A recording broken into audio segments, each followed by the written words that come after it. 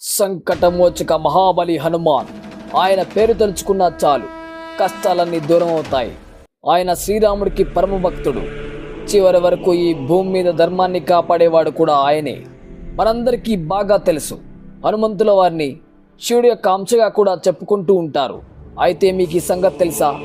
ఒకసారి హనుమంతుడికి మరియు శివుడికి మధ్య భయంకరమైన యుద్ధం జరిగింది. మరి ఈ యుద్ధం ఎందుకు జరిగింది? అసలు ఈ యుద్ధంలో ఎవరు గెలిచారు? అలాగే హనుమంతుడికి కాషాయం రంగుతో ఎందుకు అలంకరణ చేస్తారు? మొట్టమొదటి రామాయణాన్ని రచించిన వ్యక్తి వాల్మీకి కాదా? మరైతే రచించిన వ్యక్తి ఎవరు? అలాగే హనుమంతుడు జన్మించక మునిపే శ్రీరాముడితో సంబంధాన్ని కలిగి ఉన్నాడని మీలో ఎంతమందికి తెలుసు? ఇలాంటి 5 అద్భుతమైన రహస్యాలను ఈ వీడియోలో వివరిస్తాను. కాబట్టి ఈ వీడియోని చివరి వరకు స్కిప్ చేయకుండా చూడండి. ఇలాంటి ఇంట్రెస్టింగ్ వీడియోస్ కోసం మా ఛానల్ని సబ్స్క్రైబ్ చేసుకుని పక్కనున్న బెల్ ఐకాన్ని కూడా మర్చిపోకండి.